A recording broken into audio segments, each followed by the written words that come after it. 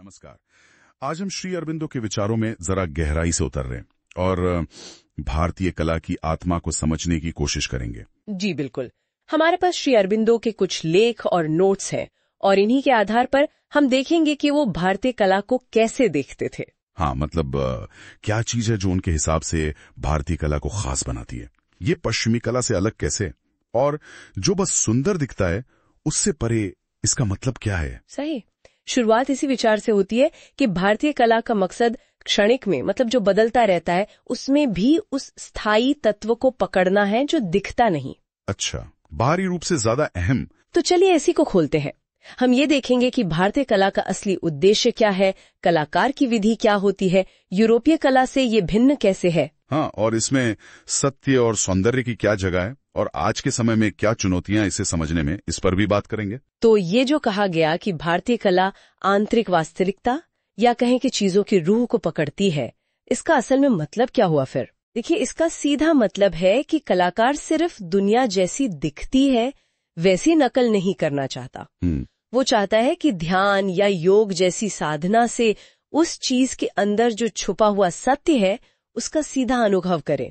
मतलब साक्षात दर्शन जिसे कहते हैं। साक्षात दर्शन यानी सीधे देखना बिना बाहरी आंखों के। हाँ, एक तरह से एक गहरी भीतरी समझ या अनुभव से देखना।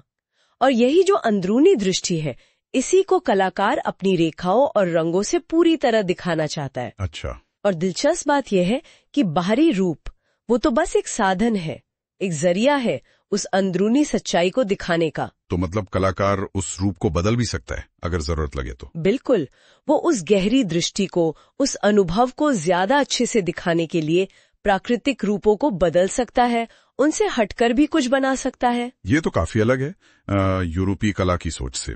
वहां तो अक्सर बाहरी सच्चाई जैसी वो दिखती है या आंखों को जो सुंदर लगे उस पर जोर रहता है। जी हाँ, श्री अरबिंदो उसे कहते हैं वास्तविकता अपने लिए, जबकि भारतीय कला में वो छुपा हुआ सत्य ज्यादा जरूरी है जो अंदरूनी नजर, मतलब सूक्ष्म दृष्टि से मिलता है। सही। पर यहाँ एक सवाल है, फिर सुंदरता का क्या? श्री अरबिंदो सुंदरता को कैसे देखते हैं भारतीय कला में? क्या वो जरूरी नहीं है? नहीं, ऐसा नहीं है कि सुंदरता बिल्कुल जरूरी नहीं है। सजावटी सुंदरता की अपनी जगह है, खासकर उन कलाओं में जहां बहुत गहरा आध्यात्मिक मकसद न हो। अच्छा। लेकिन श्री अरबिंदो के अनुसार जो ऊंचे दर्जे की कला है, उसका पहला लक्ष्य परम सत्य की खोज है। यही खोज कलाकार की आजादी भी है। सत्य पहले। हाँ, सिर्फ सुंदरता के लिए सुंदरता बनाना वो असली मकसद नहीं है।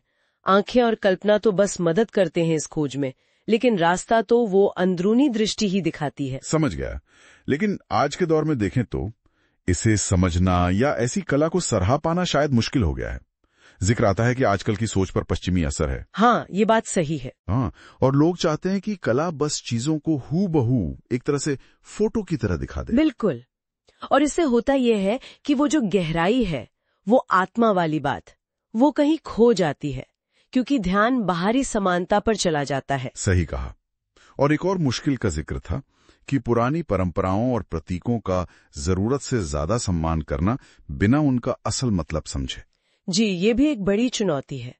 कलाकार का काम सिर्फ पुरानी बनी बनाई चीजों की नकल करना नहीं है, बल्कि उस विषय के मूल सत्य को पकड़ना है। जैसे अगर शिव या काली की मूर्ति बना रहे हैं, तो उनके भीतर जो दैवत्व है उसे महसूस करना और फिर व्यक्त करना। तो इसके लिए कलाकार में क्या होना चाहिए? कलाकार में, श्री अरबिंदो कहते हैं, चीजों की आत्मा से जुड़ने की, उनसे संवाद करने की शक्ति होनी चाहिए। उसे अपनी अंदरूनी दृष्टि, अपने ध्यान के प्रति ईमानदार रहना होगा। बाहरी सुंदरता से ज्यादा आध्यात्मिक भाव को महत्व देना होगा। और देखने वाले के लिए, कला प्रेमी के लिए भी कुछ जरूरी है? हाँ बिल्कुल। देखने वाले में भी वो क्षमता होनी चाहिए कि वो चीजों के ऊपरी सतह के पार जाकर उनकी आत्मा को देख सके। अच्छा। उसे नए प्रयोगों और बदलती परंपरा के लिए खुला होना चाहिए। और सबसे जरूरी, कला को समझने के लिए बिना किसी पूर्वाग्रह के एक शांत और ग्रहणशील मन चाहिए, जिसे सात्विक निष्क्रियता कहा गया है। सात्विक निष्क्रियता मतलब खुले मन से स्वीकार करना। हाँ, मतलब अपनी पसंद नापसंद को एक तरफ रखकर खुले दिलो दिमाग से कला के गहरे संदेश को ग्रहण करने की तैयारी। ये वाकई हमें सोचने पर मजबूर करता है कि हम आज कला को कैसे देखते हैं। बिल्कुल। तो हमने समझा कि भारतीय कला की जड़ें आध्यात्मिकता में है। कलाकार की अंदरूनी दृष्टि सबसे अहम है। सच्चाई का महत्व बाहरी सुंदरता से कहीं ज्यादा है जी। और ये कला बनाने वाले और देखने वाले दोनों से ही एक गहरी समझ मांगती है। ये सब जानने के बाद भारतीय कला को देखने का नजरिया तो बदलता है। सही कहा। ये हमें कला को सिर्फ सतह पर नहीं बल्कि उसकी गहराई में उतरकर महसूस करने की प्रेरणा देता है। हाँ, और जाते जाते एक विचार छोड़ जाती हूँ जो इन्हीं बातों से निकलता है।